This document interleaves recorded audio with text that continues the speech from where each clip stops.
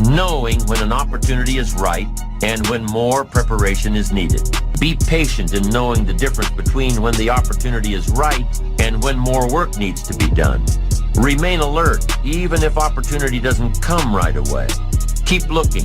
Be patient. Keep preparing for opportunities, even if there's a delay.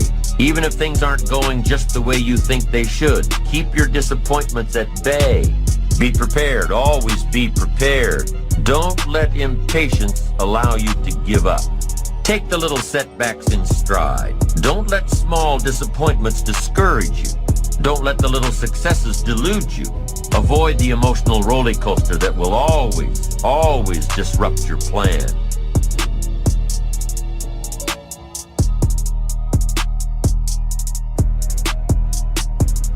Be strong and very courageous. Be strong and very courageous. Be strong and be of good courage. Be strong and possess the land. Because God knows that for what you're going to do, it is not by outer strength, it's inner strength. It's not your outer strength, it's not by might, nor by power, but by my spirit, saith the Lord. That when I can't do as I would, I'm going to do as I can, but I'm not going to stop doing to the best of my ability. Hallelujah! Be strong! Strong.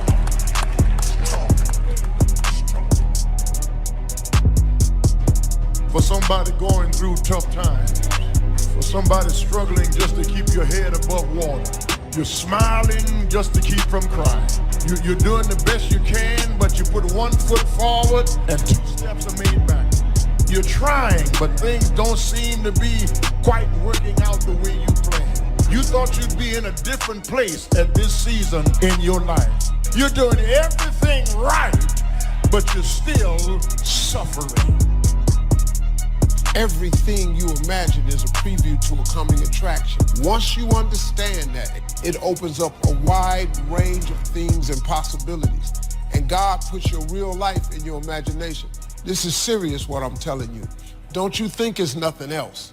Imagination is everything. It's the preview to life's coming attraction. That simply means everything that's in your imagination is a preview of a coming attraction that God has for you. That's why he puts it in your imagination. That's why when you tell your imagination to the wrong people, it don't go nowhere. You ever had something you thought was a brilliant idea and you took it in there to your family and your loved ones and they shot it down because they couldn't see it, because God didn't put it in their imagination. If you want to kill a big dream, I walked in that house, man, and told everybody I was quitting my job to go be a comedian. Everybody in that house shot that down. My ex-wife shot it down. Her mother-in-law shot it down. My mama shot it down. It's 1985. Who you think you are? If I had listened to them, I wouldn't even be here today. I've gotten rid of all my problems because I have a choice. Nobody wants to hang out with negative, dark, and dysfunctional people. I've gotten rid of all things, people, and situations that I don't fuck with, including certain people in my family. I don't need no negative energy, homie. I want to wake up every day and smile and enjoy my life. I've been through enough shit, man. Nobody wakes up and signs up for dysfunction. Who does that? Where's pain?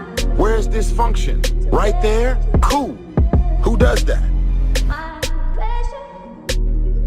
That's why it's good for us to have people in our lives. You can't bring everybody into your decision-making process, but it is good to have people in your lives that you don't mind running something by and say, man, what do you think about this?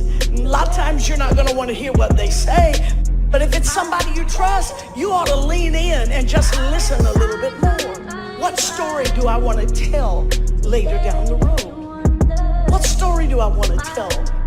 See, every stage in our life becomes a story. And it's a story that at some point you will end up telling it. We got stories about our marriages. We got stories stories about how we started our family and how we've got from where we were to where we are today.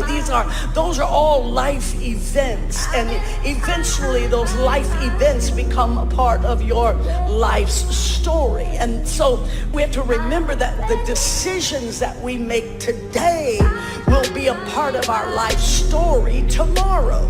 So as you're making the decision, you got to ask yourself, what story do I want to tell a little bit later down the road? And if what you're doing does not line up with what you think you want to tell a little bit later, then you might want to rethink what you are doing. Worry will make you weak. Living stressed out will make you old, give you wrinkles, take your passion.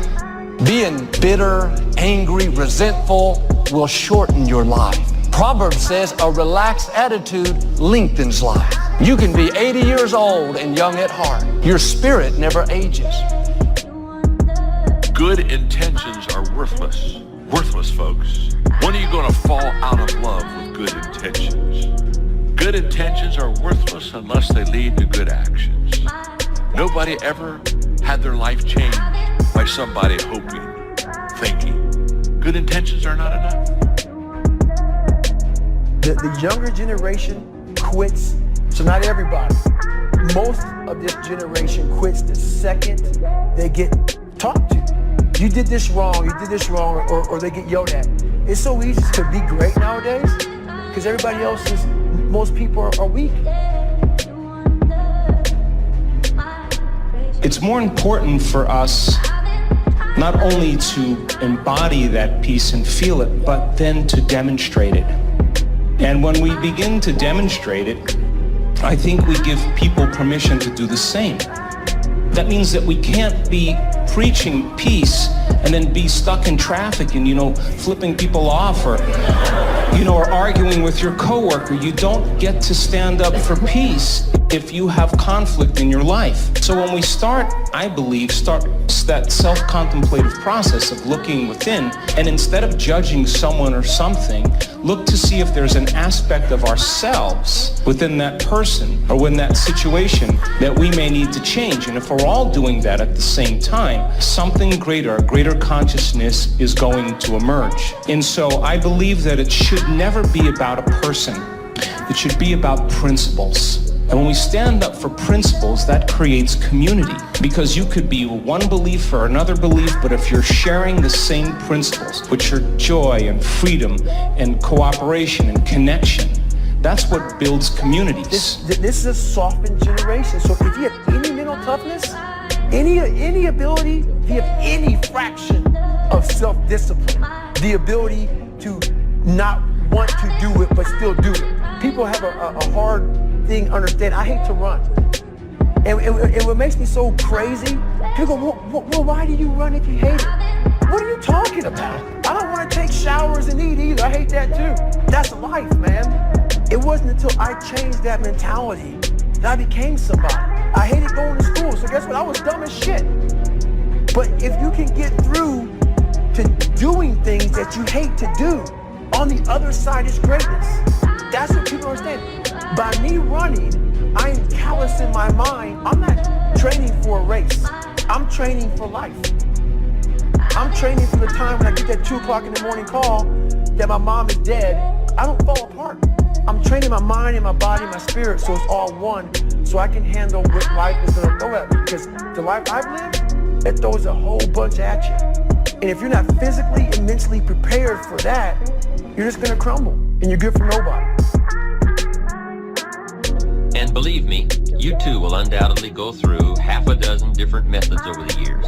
As you continue to grow and develop, you will soon discover that last year's systems won't likely meet this year's needs.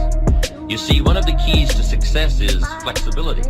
We must always be on the search for more effective methods to facilitate and accommodate new ideas. And here's the little short list on the ant philosophy. Number 1, ants never quit. If an ant is headed somewhere and you stop him, he'll start looking for another way. How long will he look? Till he finds it or till he dies. One way or the other, he'll find it. Just never quit like an ant. Here's the next part of the ant philosophy. Ants think winter all summer. You got to think negative when it's positive and not be disillusioned. That's why ants always seem to be in a hurry, because they're thinking winter, winter, winter, hurry, hurry, hurry. So you must think negative when it's positive. You must think winter when it's summer. Here's some of the best advice. Don't build your house on the sand in the summer. Why be given that advice? Because it's easy to get faked out in the summer. Right? Blue sky, fleecy clouds, nice weather, so you build your house on the sand. You say, no, you must not be faked out when it's nice. You must think storm in the summer and not get faked out.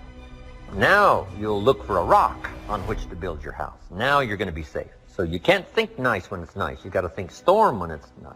And if you haven't been through one of those storms, you've got to find somebody and say, have you been through one of those storms? Scare me to death, if you will, please, so I will not be faked out here, and I will keep searching. Not to quickly build on the sand, because it's nice. The seasons are going to come and change. And if you're not educated to that degree, now you suffer a great loss. So the ant thinks winter in the summer.